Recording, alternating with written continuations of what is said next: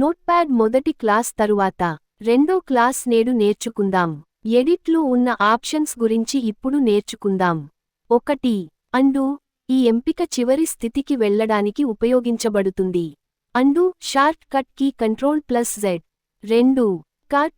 ఒక టెక్స్ట్ను ఒక చోటు నుండి మరొక ప్రదేశానికి తరలించడానికి కట్ ఆప్షన్ ఉపయోగించబడుతుంది. మీరు తరలించాలనుకుంటున్న టెక్స్ట్ను ఎంచుకోండి. కట్. మీరు టెక్స్ట్ను ఒక దగ్గర నుండి మరో దగ్గరికి తీసుకువెళ్లడానికి యూస్ అవుతుంది. అది ఎలా అంటే కర్సర్ను కట్ చేయాల్సిన మ్యాటర్ దగ్గర ఉంచి సెలెక్ట్ చేయండి. మౌస్కి 2 క్లిక్ ఉంటాయి. కుడివైపు ఎడమవైపు క్లిక్ ఉంటాయి, మధ్యలో వీలుంటుంది.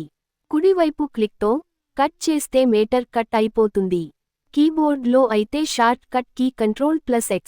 మేటర్ బయటికి రావాలనుకుంటే పేస్ట్ ఆప్షన్ని యూజ్ చేయాలి. 3. పేస్ట్. మేటర్ డబల్ చేయడానికి యూజ్ అవుతుంది. కాపీ ఆప్షన్ ఒక టెక్స్ట్ను కాపీ చేసి మరొక చోట పేస్ట్ చేయడానికి ఉపయోగించబడుతుంది. మీరు కాపీ లేదా కట్ చేసిన టెక్స్ట్ను పేస్ట్ అంటే బయటికి వస్తుంది. ప్రస్తుతం మనం చేస్తున్న డాక్యుమెంట్ పైకి వస్తుంది. కాపీ అంటే ఏమో డబల్ అవుతుంది.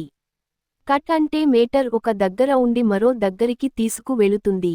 Shortcut key Ctrl+P. 4. Copy. మేటర్ని డబల్ చేయటానికి యూజ్ అవుతుంది. Shortcut key Ctrl+C. 5. Delete. ఒక టెక్స్ట్ను తొలగించడానికి డెలీట్ ఆప్షన్ ఉపయోగపడుతుంది. మీరు తొలగించాలనుకుంటున్న టెక్స్ట్ను ఎంచుకోండి. Delete. Shortcut key delete మేటర్ని తిరిగి చూసుకోవడానికి ఉపయోగపడుతుంది. Shortcut key Ctrl+Z. ఒక బాక్స్ కనిపిస్తుంది. మీరు కనుగొనాలనుకుంటున్న వచనాన్ని టైప్ చేయండి. కనుగొనుపై క్లిక్ చేయండి. సత్వరమార్గ కీ Ctrl+F. మరింత సమాచారం తెలుసుకోవడానికి R9 తెలుగు న్యూస్ ఛానల్ని సబ్స్క్రైబ్ చేసుకోండి. R9 Telugu news channel subscribe చేసుకోండి. పూర్తి క్లాస్ వినండి. Minute to minute live updates కోసం మా R9 తెలుగు న్యూస్ ఛానల్ని లైక్ చేయండి, షేర్ చేయండి, కామెంట్ చేయండి. మర్చిపోకుండా బెల్ సింబల్ని క్లిక్ చేయండి. సబ్స్క్రైబ్ చేయడం మర్చిపోకండి.